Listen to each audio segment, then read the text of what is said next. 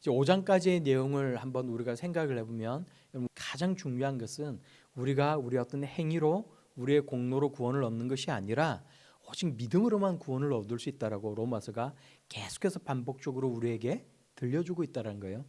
그러니까 우리가 구원을 얻는 것, 하나님의 자녀가 되는 것, 우리가 어렵다함을 하나님께로부터 칭함을 받는 것, 그것은 전혀 어떤 우리의 행위를 통해서가 아니란 것입니다. 오로지 예수 그리스도를 믿는 그 믿음을 통해서만 우리가 구원을 얻을 수 있노라고 성경이 우리에게 말씀하고 있어요.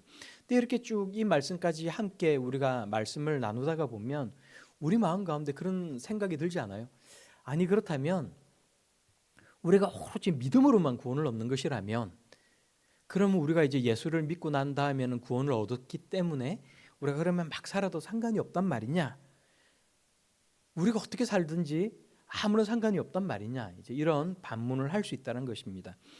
이제 오늘 우리가 오늘 본문 말씀 6장 1절의 말씀을 보면 이제 오늘 우리가 가질 수 있는 그런 똑같은 반문, 그런 의문을 가지고 오늘 이제 이 로마서 6장이 시작하고 있는 것을 우리가 볼 수가 있습니다. 오늘 1절 말씀을 보면 1절과 2절 말씀을 보면 이렇게 시작을 하고 있어요. 그런즉 우리가 무슨 말을 하리요? 은혜를 더하게 하려고 죄에 거하겠느냐? 사도 바울이 왜 이렇게 얘기를 우리에게 하고 있겠어요? 우리가 은혜를 더하게 하려고 죄에 거하겠느냐? 이 말씀 여러분 기억나십니까? 죄가 가득한 곳에 은혜가 더하였다. 이렇게 이제 앞 5장에서 말씀하였다는 거예요. 우리가 율법을 통해서 우리가 얼마나 많은 죄를 지으며 살아가고 있는지, 우리가 얼마나 끔찍한 죄인인지를 율법을 통해 알게 되었고, 그러나 우리가 하나님 앞에 감사할 수 있는 것은 우리가 이렇게 큰 죄인인데 내가 그것을 깨달았는데 하나님께서 나를 사랑하여 주셔서 예수 그리스도에게 우리가 받을 모든 죄의 형벌을 쏟아부으시고, 그래서 우리가 그 예수 그리스도를 믿고 하나님 앞으로 나아갈 때 하나님께서 우리를 어렵게 주시고 우리를 구원하여 주셨다라고 말씀하셨다라는 거예요. 근데 이렇게 이야기를 하면, 그렇다면 도대체 당신의 말은 우리가 은혜를 더하게 하려고 죄에 거해도 된단 말이냐? 반문할 수 있다는 것입니다. 아니 우리가 죄를 지어도 된단 말이냐? 죄를 짓는 것과 구원은 아무런 상관이 없단 말이냐? 반문할 수 있다는 거예요. 근데 이제 오늘 우리가 2절 말씀을 보니까 뭐라고 단호하게 단정지어서 단언하고 있어요. 2절 말씀에 그럴 수 없느니라라고 말씀하고 있어요. 만약에 그래도 된다라면, 아무런 상관이 없는 것이라면 그렇다라고 말을 해야 됨에도 불구하고 사도 바울이 오늘 6장 2절 말씀에 그럴 수 없느니라라고 말씀하고 있다는 것입니다. 죄에 대하여 죽은 우리가 어찌 그 가운데 더 살리요? 이야기를 하고 있어요. 오늘 이 말씀을 통해서 우리가 하나님 말씀을 더 깊이 묵상해 볼 수 있길 바랍니다. 우리가 오늘 앞부분까지의 말씀만을 놓고 우리가 생각을 해보면, 우리가 오늘 이렇게 비슷하게 주장하는 사람들이 누가 있어요?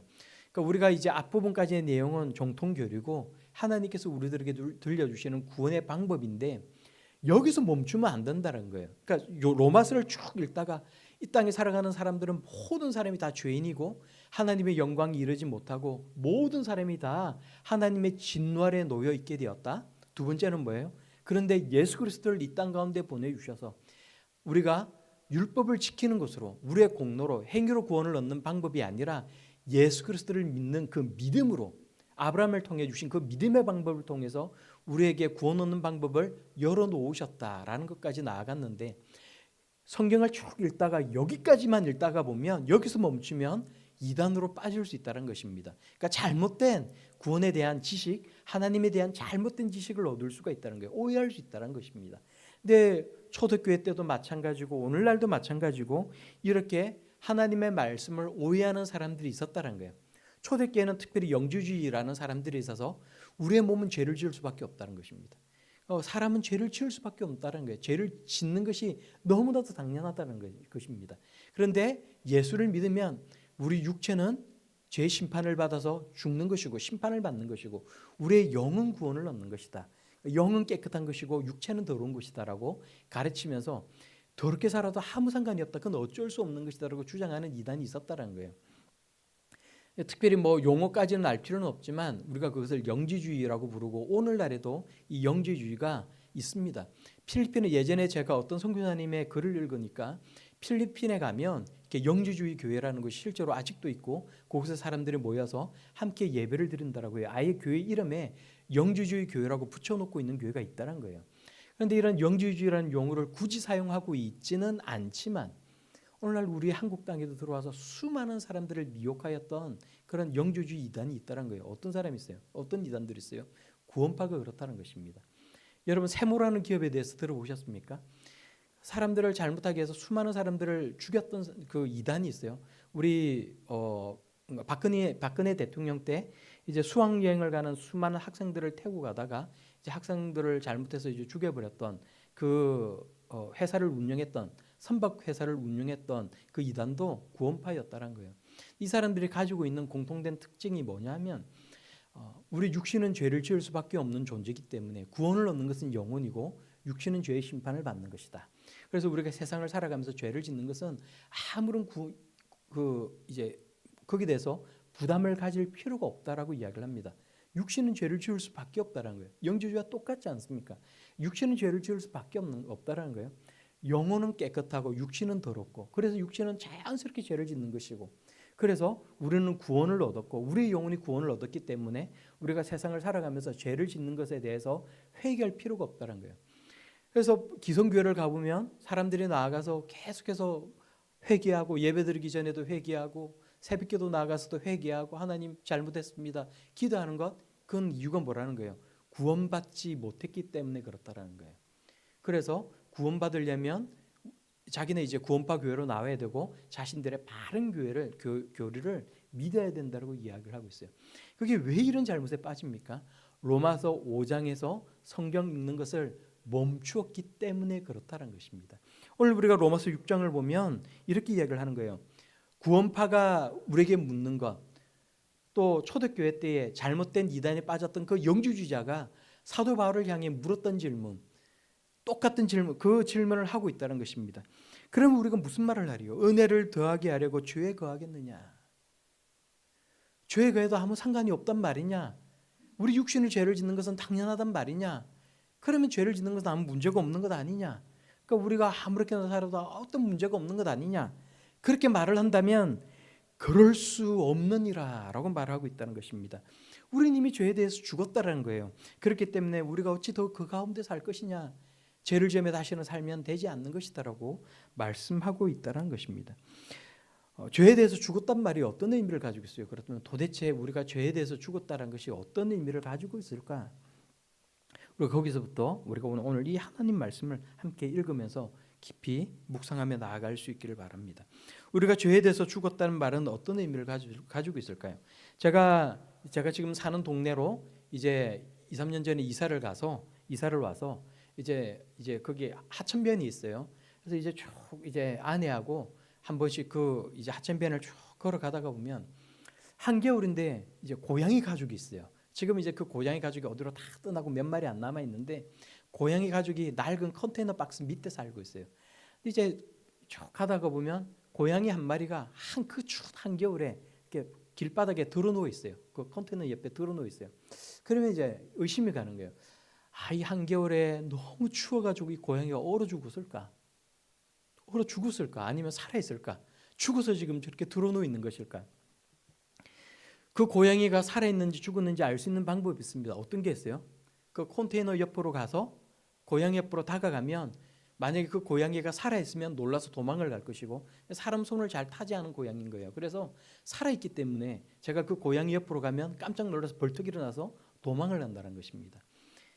살아있기 때문에 반응을 한다는 거예요. 근데 만약에 제가 그 고양이 옆으로 갔는데도 불구하고 고양이가 계속 아무런 척하지 않고 그냥 계속 누워 있다. 여러분 가끔 그런 고양이 볼 때가 있지 않습니까? 이제 그 하천변으로 가기 전에 편의점이 하나 있는데 그 편의점에서 키우는 고양이는 굉장히 큰 고양이에요. 덩치가 굉장히 큽니다.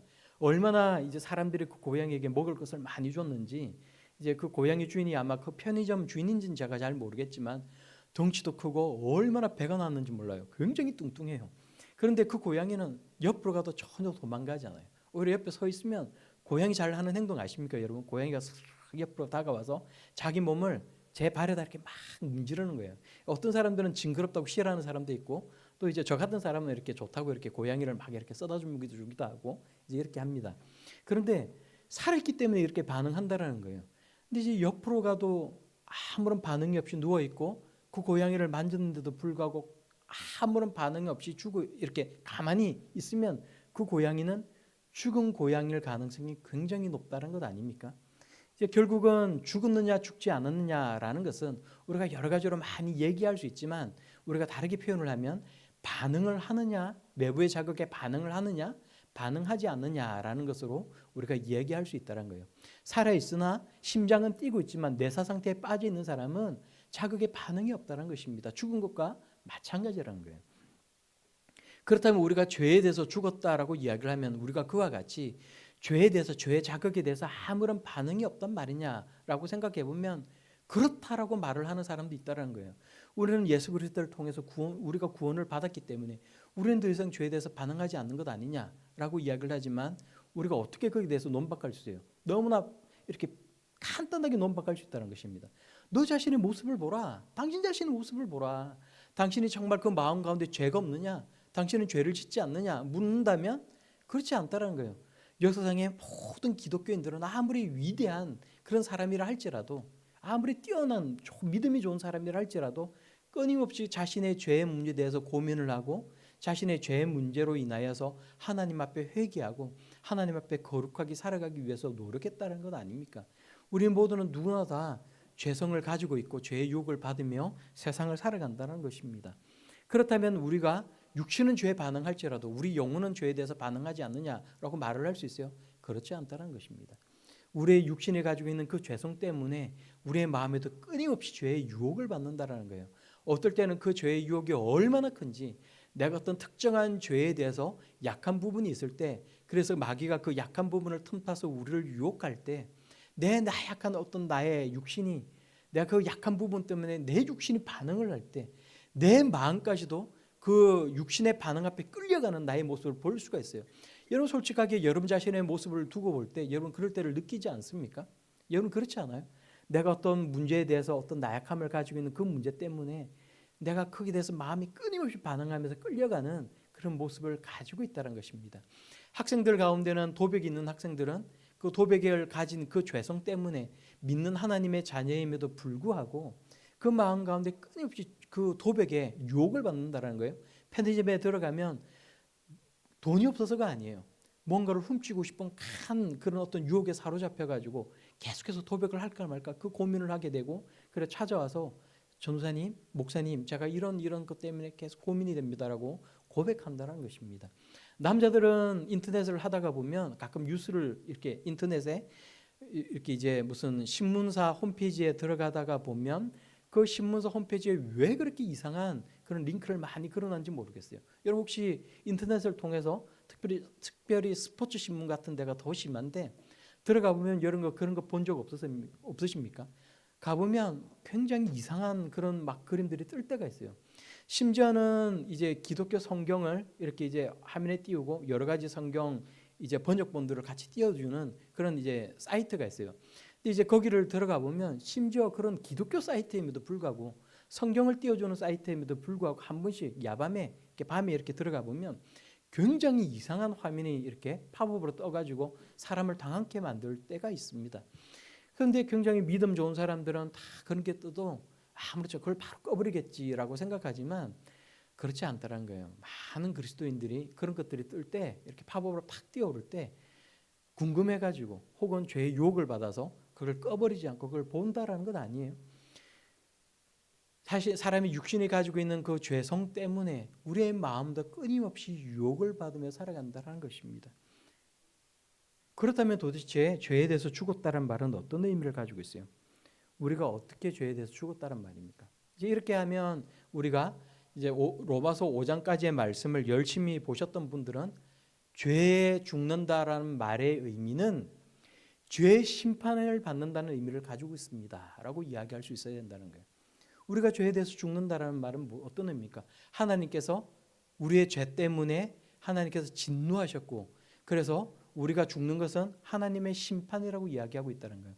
한 번 죽는 것은 사람에게 정해진 것이고 육체가 죽고 난 뒤에는 육체가 죽는 것으로 끝나는 것이 아니고 다시 한번 우리 영혼까지도 하나님 앞에 죄에 대한 심판을 받는다라고 성경은 우리에게 말씀하고 있다는 것입니다. 그러므로 죽는다라는 이 말은 죄에 대한 심판이라는 의미를 가지고 있다는 거예요.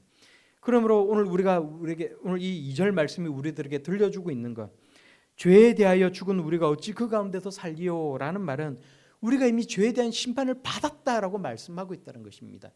우리가 어떻게 죄에 대한 심판을 받았습니까? 여러분 죄에 대한 심판을 받았나요? 어떻게 죄에 대한 심판을 받았어요? 이렇게 나아간다라면 우리가 오늘 이 말씀을 통해서 다시 한번 우리가 어떻게 죄에 대해서 심판을 받았는지에 대해서 성경이 다시 한번 간략하게 우리들에게 설명해 주고 있는 것을 우리가 알 수가 있습니다.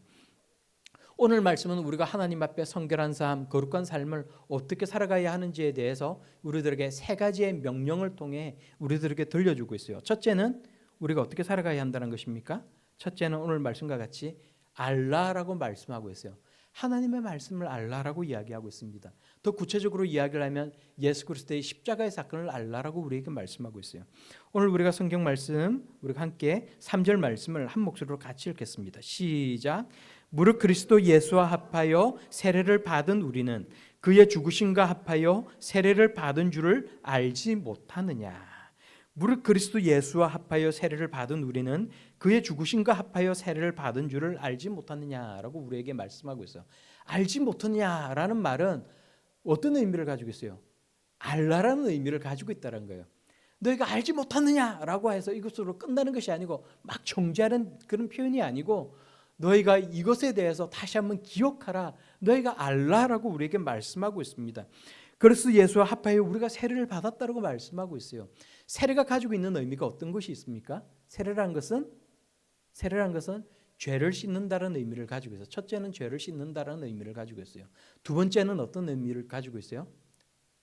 죽었다가 살아난다는 의미를 가지고 있어요.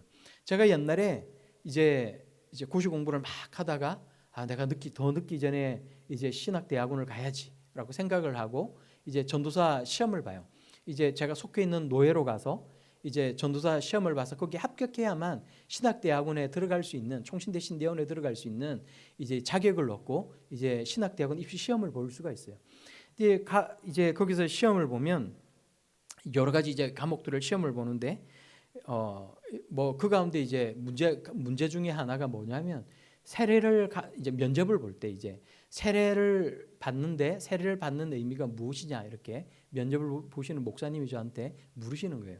그래서 제가 첫째는 세례란 것은 씻는다라는 의미를 가지고 죄를 씻는다라는 의미를 가지고 있고 두 번째는 죽었다가 살아난다는 의미를 가지고 있습니다라고 대답을 했더니 그 목사님이 갑자기 막 화를 내시면서 하는 말씀이 그거는 침례교에서 하는 얘기지 무슨 얘기를 하느냐. 세례란 것은 죄를 씻는다는 의미를 가지고 있는 것이다. 근데 그걸 가지고 죽었다가 살아난다는 의미를 가지고 있는 것은 침례교에서는 하는 얘기고 우리 장로교에서는 하는 얘기가 아니다. 이제 이런 얘기를 막 화를 내시면서 하는 거예요. 제가 이 말을 들으면서 어떤 생각이 떨어졌구나. 고시도 몇 년을 공부를 해서 안 됐는데 아니 이제는 신대원 들어가는 것까지도 또 재수를 해야 되는가? 그것도 전도사 시험을 또 재수를 해야 된단 말인가? 막 눈앞이 캄캄한 거예요. 그런데 이제 옆에 계시는 다른 목사님이 이걸 막 이렇게 이제 중재를 하시면서 아니다. 이제 이 전도사님이 신대원을 들어가기 전에도 이제 전도사라고 미리 불러주시는 거예요. 이 전도사님이 굉장히 대답을 잘했다. 이건 침례교에서만 하는 얘기가 아니고 우리 장로교에서도 동일한 얘기를 하는 거고 성경에도 나와 있다라고 얘기를 하는 거예요.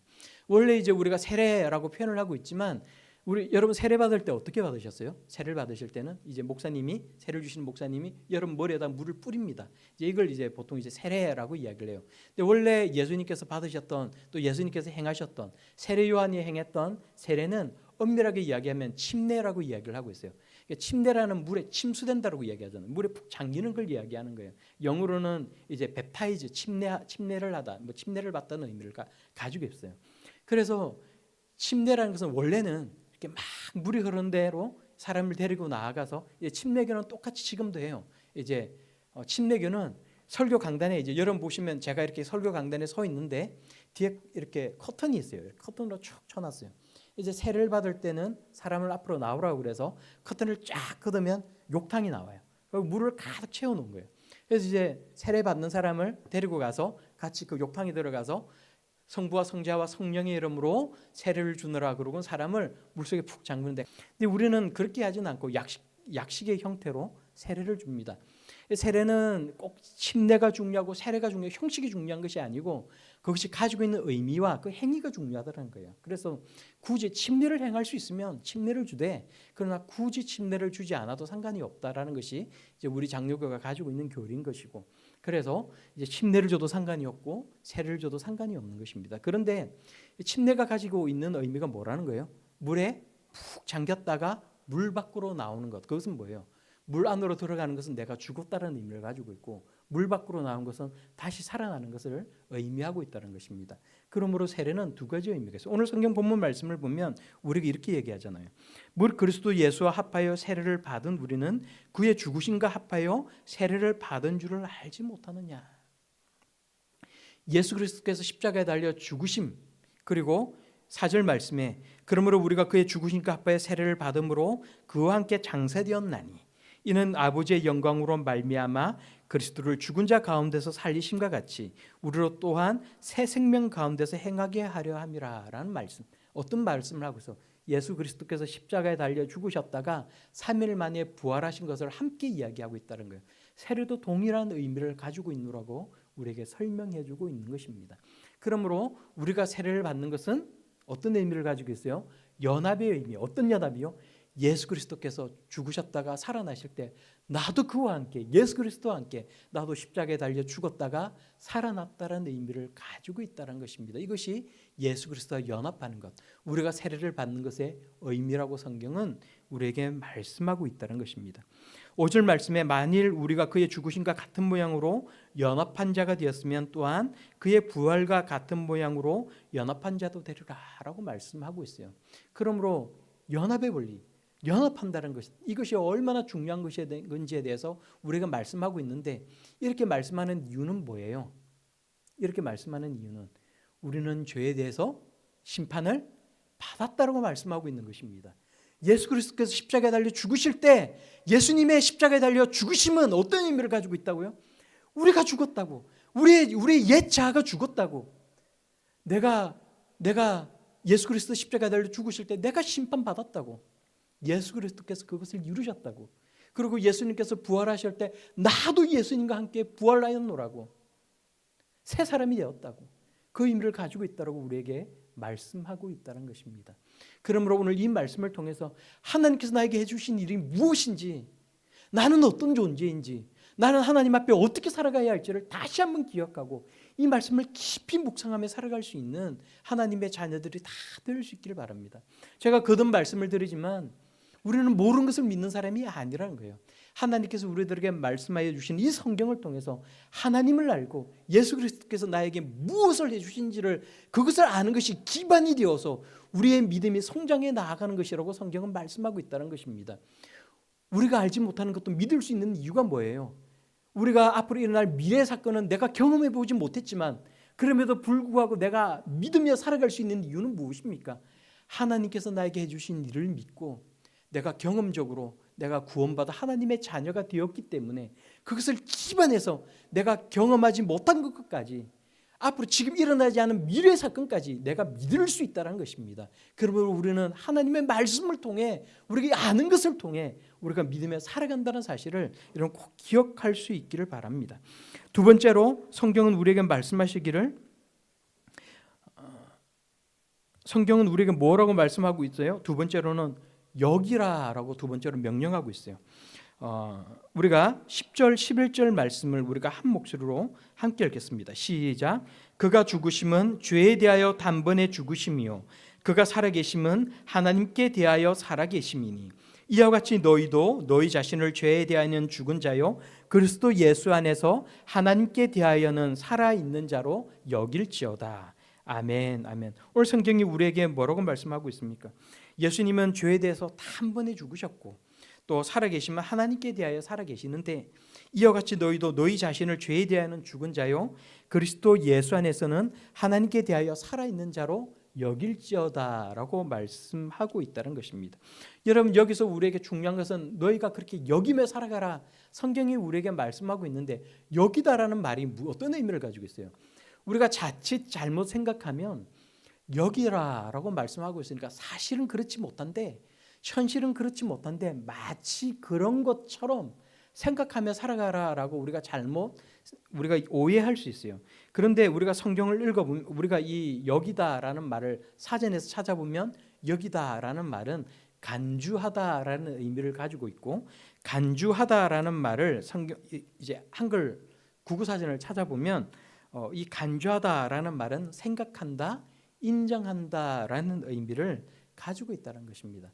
그러니까 그렇지 못한 것을 거짓으로 마치 그런 것처럼 생각한다는 것이 아니고 인정한다라는 거예요.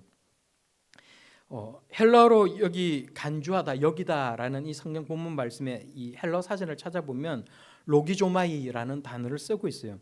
이 말은 간주하다라는 말과 또 그렇게 판단한다라는 의미를 가지고 있어요. 그러니까 이제 그렇지 않은데도 불구하고 그런 것처럼 생각한다는 의미가 아니고 판단한다, 그렇게 내가 판단한다라는 의미를 가지고 있다는 것입니다.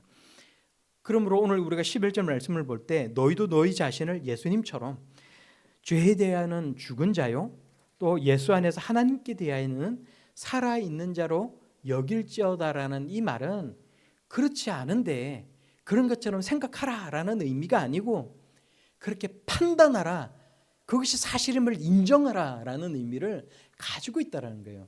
우리는 예수 그리스도와 연합하여서 우리가 모든 죄의 심판을 다 받은 사람입니다.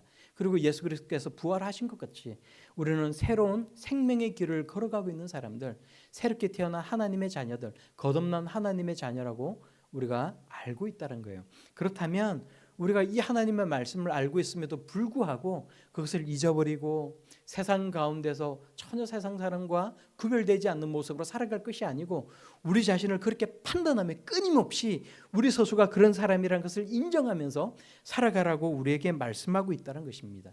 우리는 우리의 정체성을 인식할 수 있어야 된다는 거예요. 우리의 정체성을 새삼 인식할 때 우리의 태도와 언행이 달라지는 것을 우리는 경험할 때가 너무나도 많이 있습니다. 여러분 그렇지 않습니까? 내가 나의 집에 내가 가장이라는 사실을 인정할 때 내가 세상 가운데서 잘못된 친구를 만나서 내가 술에 취해서 흥청망청 도박을 하고 함부로 살아갈 수 없어요.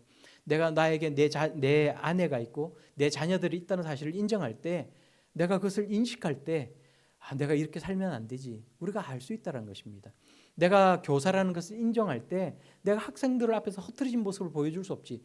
그렇게 살아갈 수 있는 것 아닙니까? 내가 어떤 사람인지 내 정체성을 인정하고 나를 그렇게 판단하고 내가 그렇게 살아가려고 노력할 때 내가 바르게 살아갈 수 있는 것처럼 나의 정체성에 맞게 살아갈 수 있는 것처럼 마찬가지로 내가 하나님 앞에 내가 어떤 자인지를 내가 인정할 때 내가 그렇게 판단하고 내가 그렇게 살아가려고 노력할 때 하나님 앞에 거룩한 삶을 살아갈 수 있노라고 성경은 우리가 말씀하고 있다는 것입니다. 그러므로 가장 먼저는 우리가 어떤 존재인지를 알고 하나님께서 내게 무엇을 해주셨는지를 알고, 두 번째는 내가 그렇게 판단하고 끊임없이 그렇게 살아가기 위해서 노력하는 것이 너무나도 중요하다는 것을 성경은 우리에게 말씀하고 있다는 것입니다.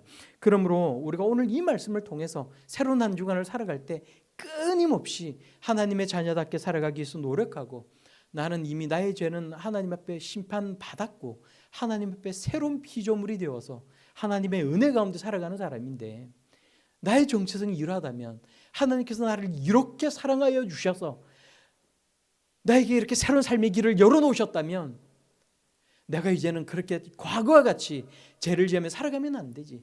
내가 하나님의 자녀답게 살아가야지. 그렇게 생각하며 살아갈 수 있는 그런 우리 모두가 다 될 수 있기를 바랍니다. 마지막으로 세 번째로 우리가 12절 13절 말씀을 함께 읽겠습니다. 12절 13절입니다. 시작. 그러므로 너희는 죄가 너희 죽을 몸을 지배하지 못하게 하여 몸의 사욕에 순종하지 말고 또한 너희 지체를 불의의 무기로 죄에게 내주지 말고 오직 너희 자신을 죽은 자 가운데서 다시 살아난 자와 같이 하나님께 드리며 너희 자체를 의의 무기로 하나님께 드리라. 아멘. 아멘. 오늘 말씀을 보니까 우리에게 뭐라고 말씀하시고 있어요? 너희는 죄가 너희 죽을 몸을 지배하지 못하게 하여서 몸의 사욕에 순종하지 말고 또한 너희 지체를 불의의 무기로 죄에게 내어주지 말라. 우리에게 말씀하고 있어요. 우리가 세상을 살아가면서 우리의 죄성을 가지고 있다고 말씀드렸어요. 우리의 몸은 여전히 죄성을 가지고 있고, 그래서 우리가 육체가 때가 되면 죽는 이유는 무엇 때문에 그렇다고 말씀드렸습니까? 죄성을 가지고 있는 육체는 죽고 예수 그리스도께서 이 땅 가운데 재림하실 때 그때 우리가 새로운 몸을 입고 부활할 것이라고 말씀하고 있어요. 죄성을 가지고 있는 육체는 죽을 수밖에 없다는 것입니다. 죄가 유전되는 모든 사람은 죽을 수밖에 없다라고 성경은 말씀하고 있다는 거예요. 살아가는 동안 끊임없이 우리의 육체는 계속해서 우리의 정욕이 우리를 유혹하는 것입니다. 그런데 우리가 이렇게 죄가 우리를 유혹하는 대로 죄성을 따라 살아가게 되면 우리가 죄의 죽을 몸, 때가 되면 하나님께서 심판하실 우리 이 죽을 죄의 몸이 우리를 지배하는 일이 있다는 것입니다. 몸의 사역에 우리가 순종하며 살아가는 일이 있을 수가 있다는 것입니다. 계속해서 죄에 끌려다니는 그런 일이 발생할 수 있다는 거예요. 그런데 우리가 말씀하시기를 너희는 그렇게 살지 말라. 우리가 이렇게 죄 가운데 거해도 옳으냐? 그러지 마라. 성경이 우리에게 말씀하고 있다는 거예요. 그러지 말라고 성경이 우리에게 말씀하고 있다는 거예요. 그렇게 하지 말고 오직 너희 자신을 죽은 자 가운데서 다시 살아난 자와 같이 하나님께 드리며 너희 지체를 의의 무기로 하나님께 드리라고 우리에게 말씀하고 있어요. 오늘 말씀을 보니까 우리에게 끊임없이 일어나는 영적인 전쟁에 관해서 말씀하고 있습니다. 우리 마음 가운데는 끊임없는 영적인 전쟁이 일어난다는 거예요. 죄에 넘어져서 우리 육신이 마귀 사탄의 도구가 될 것인가? 아니면 하나님의 성령의 법을 따라 살아가면서 우리가 우리 육신을 하나님의 의의 병기로 들을 것인가? 의의 무기로 들을 것인가? 끊임없이 우리 마음 가운데는 영적인 싸움이 일어난다는 거예요. 그런데 우리가 그 영적인 싸움에 만약에 지게 되면 우리 육신이 마귀의 도구, 마귀의 무기가 된다는 거예요. 다른 사람을 괴롭히고 다른 사람을 힘들게 만들고 끊임없이 내 몸에 죄를 짓는 그런 마귀의 무기가 된다라고 성경은 말씀하고 있습니다. 근데 그렇게 살지 말라. 성경이 우리에게 말씀하고 있다는 것입니다. 하나님께 드리라고 말씀하고 있어요. 의의 무기로 드리라고 말씀하고 있습니다. 우리 육체가 하나님의 일을 위하여 사용될 수 있도록 하나님께 온전히 내어주라. 우리에게 말씀하고 있다는 것입니다. 오늘 우리가 말씀을 보니까 우리가 죄에 의해 우리 몸이 불의의 무기로 사용될 수 있는데 죄의 무기로 내어주지 말라라는 말은 어려운 말 하나만 할게요. 죄의 무기로 내어주지 말라라는 말은 헬라어 문법적으로 보면 현재 시제로 쓰여지고 있어요. 헬라어에서 현재 시제로 쓰는 것은 계속해서 우리 몸을 불의의 무기로 내주지 않기 위해서 끊임없이 노력해 나가라라는 의미를 가지고 있어요. 단 한 번 그런 것이 아니고 계속해서 그렇게 살라는 의미를 가지고 있어요. 여러분 너무 당연하죠. 그런데 우리가 계속해서 보면 마지막에 13절 마지막에 너희 지체를 의의 무기로 하나님께 드리라라는 것은 헬라어 문법으로 보면 부정과거 시제로 쓰이고 있습니다. 이게 이제 문법적으로 용어가 중요한 것이 아니라 제가 왜 이런 말을 하냐면 이 부정과거 시제라는 것은 현재 시제는 반복적으로 일어나는 일이고 부정과거 시제라는 것은 단 한 번 이루어지는 일이에요. 그런데 여기서 단 한 번 이루어지는 일은 완결의 의미를 가지고 있다는 것입니다. 하나님 앞에 너희 몸을 너희 지체를 몸의 지체라는 것은 팔, 다리, 눈 이런 걸 이야기하는 것 아닙니까? 이런 너희의 지체를 너희의 몸을 의의 무기로 하나님 앞에 드리는 것은 불완전하게 드릴 것이 아니고 완성도 있게 드리라는 의미를 가지고 있다는 거예요. 여러분 무슨 말인지 이해되시겠습니까? 하나님 앞에 온전하게 헌신하라는 의미를 가지고 있어요.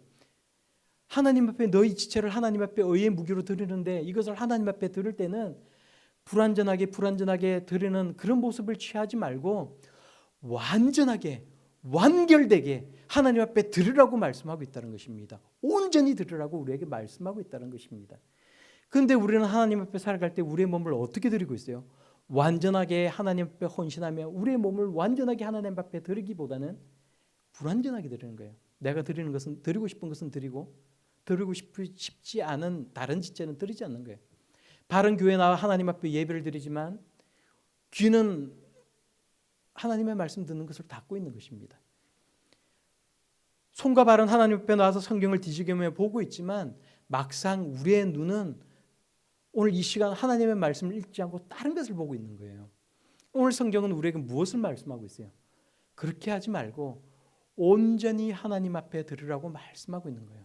눈은 다른 데 드리고 나를 위해 사용하고 나의 입은 하나님을 위해 사용하고 나의 팔은 나를 위하여 사용하고 마귀를 위해 사용하고 나의 다리는 하나님을 위하여 사용하고 이렇게 분열된 모습이 아니고 우리가 가지고 있는 모든 육체를 온전히 하나님께 드리라고 성경이 우리에게 말씀하고 있다는 것입니다. 제가 헬라 여러분 알지 못하는 헬라 문법을 말씀드리는 이유는 바로 이것 때문이에요.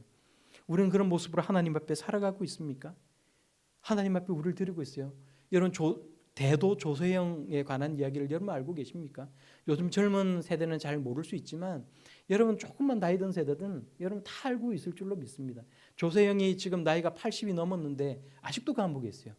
여러분 왜 그런지 아십니까? 조세형이 과거에 한때는 한참 젊은 나이 때는 부잣집만 털었어요. 뭐 그것도 사실이 아니라고는 하는데 부잣집만 털어가지고 때로는 부잣집을 털어서 그 재물을 가난한 사람들의 집 앞에 두고 가기도 했다는 거예요. 그래서 예전에 사람들이 이 조세형을 그냥 좀도둑이 아니고 대도라고 불렀다는 것입니다. 그런데 이런 조세형이 감옥에 가가지고 기독교인이 되었노라고 스스로 얘기를 했어요. 이것 때문에 감형까지 받았어요. 사람들은 조세형이 기독교인이 되었다고 막 축하한다고 막 축하를 해줬어요. 교회마다 다니면서 간증까지 했어요. 그런데 이런 조세형이 자신의 육체를 온전히 하나님 앞에 드리지 못하고 여전히 죄에 끌려다니면서 계속해서 좀도둑질을 하고 또 감옥을 가고 또 좀도둑질을 하고 또 감옥을 가고 불과 몇 년 전에도 또 좀도둑질을 해서 다른 집에 담을 넘다가 잡혀가지고 또 감옥을 가서 지금 감옥에 있다는 것 아닙니까? 우리의 몸을 온전히 하나님 앞에 드리지 못할 때 우리가 때로는 우리가 가지고 있는 그 죄성 때문에 우리의 마음에 그게 지배당할 때가 있다는 것입니다. 그렇게 살지 말라고 성경은 우리에게 말씀하고 있다는 거예요. 끊임없이 오늘 하나님 말씀은 우리가 거룩한 삶을 살기 위해서 하나님의 말씀을 알고 예수 그리스도께서 나를 위하여 십자가에 달려 죽으셨다가 부활하셨다는 그 사실을 알고 끊임없이 기억하고 그래서 우리도 그런 하나님의 자녀로 살아야 된다는 것을 인정하고 끊임없이 노력하며 살아가라. 우리의 몸을 하나님 앞에 온전히 의의 무기로 드리라. 우리가 말씀하고 있다는 것입니다. 그러므로 우리가 오늘 이 말씀을 함께 보면서 우리가 죄의 법 아래 우리를 심판하는 법 아래 놓여 있는 사람이 아니고 우리는 하나님의 은혜 아래 놓여 있는 사람인 것을 우리가 인정한다라면 하나님 나를 도와주옵소서. 세상을 살아가면서 내가 정말 하나님의 자녀답게 거룩한 삶을 살아갈 수 있도록 나를 도와주옵소서. 하나님께서 나를 이렇게 사랑하여 주셔서 나를 구원하여 주셨는데 그런데 그럼에도 불구하고 하나님의 말씀을 읽고 잊어버리고 세상 가운데 빠져서 우리 머릿속에 아예 하나님을 잊어버리고 세상 가운데 방황하며 살아가는 것이 나의 모습은 아닌지 끊임없이 나의 죄의 그 유혹 앞에 종욕 앞에 끌려다니는 것이 나의 모습은 아닌지 하나님 나의 모습을 돌아보고 말씀대로 살아가기 위하여 노력하게 하여 주옵소서. 그렇게 기도하고 새로운 한 주에는 더 많이 노력하며 살아갈 수 있는 그런 저와 여러분들이 다 될 수 있기를 우리 예수님 이름으로 축원합니다.